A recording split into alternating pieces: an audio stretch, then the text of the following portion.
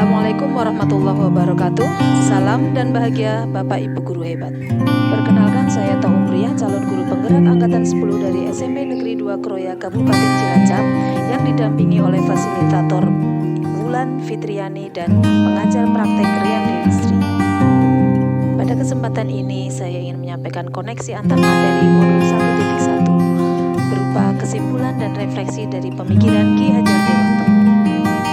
Saat mendengar Ki Hajar Dewantoro, tentu kita mengingat akan semboyan ing ngarso suntulodo ing madya mangun karso tutwuri handayani, yang artinya di depan memberi teladan, di tengah membangun kehendak, dan di belakang memberi dorongan.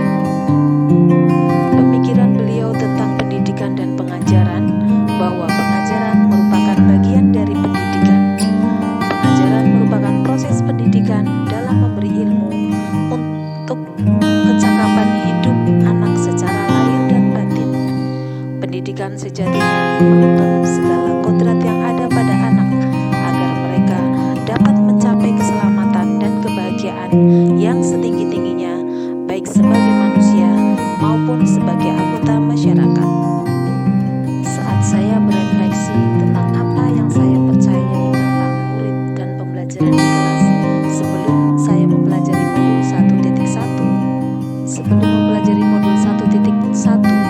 pembelajaran yang saya lakukan saat itu memandang anak sebagai gelas dan kertas kosong, sehingga saya bisa mengisinya dengan berbagai ilmu pengetahuan. Saya juga menganggap bahwa semua siswa itu sama, dan saya beri perlakuan yang sama terhadap semua siswa dalam satu kelas. Dulu saya juga hanya fokus mengajar dan transfer ilmu pengetahuan saja. Saya juga memiliki pandangan jika nilai murid sudah mencapai KKM, maka dianggap pembelajaran sudah berhasil.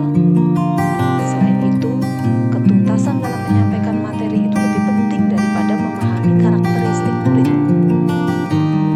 Terlebih lagi, pembelajaran di kelas itu berpusat pada guru, dan murid hanya sebagai objek dalam pembelajaran.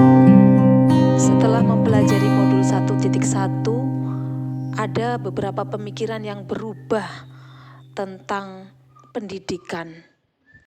Setelah mempelajari modul 1.1, pembelajaran yang saya lakukan akan saya usahakan untuk melakukan proses secara menyeluruh, memperhatikan aspek pembelajaran baik dari kognitifnya, afektifnya, psikomotor, spiritual, sosial, dan budayanya. Seharusnya dalam melakukan proses pembelajaran secara menyeluruh, murid juga harusnya menjadi subjek dalam pembelajaran. Murid harus bebas dalam berekspresi, mengemukakan pendapat, dan berkreasi. Sebagai seorang guru, harus ikhlas, penuh kesabaran, dengan segala ketulusan hati menghadapi setiap murid. Guru juga harus mampu mempelajari karakteristik muridnya, karena setiap murid itu unik. Beri kesempatan kepada murid untuk tumbuh sesuai dengan kodratnya. Hal yang segera dapat diterapkan di kelas agar kelas saya mencerminkan pemikiran dari Ki Hajar Dewantoro adalah: pertama, saya akan merancang pembelajaran yang interaktif dan menyenangkan dengan melibatkan murid, dan dalam rancangan pembelajaran itu saya akan menggunakan metode-metode yang variatif dan inovatif agar bisa memerdekakan murid secara utuh. Dalam pembelajaran di kelas, saya akan berusaha untuk berpihak terhadap murid sesuai dengan karakteristik yang ada pada mereka, dengan cara mengenali karakter dan latar belakang mereka satu persatu, dengan cara menjalin komunikasi yang baik. Saya juga akan berusaha menerapkan pembelajaran abad 21, yaitu menuntut mereka untuk bisa berpikir kritis, kreatif, solutif, kolaboratif, dan komunikatif.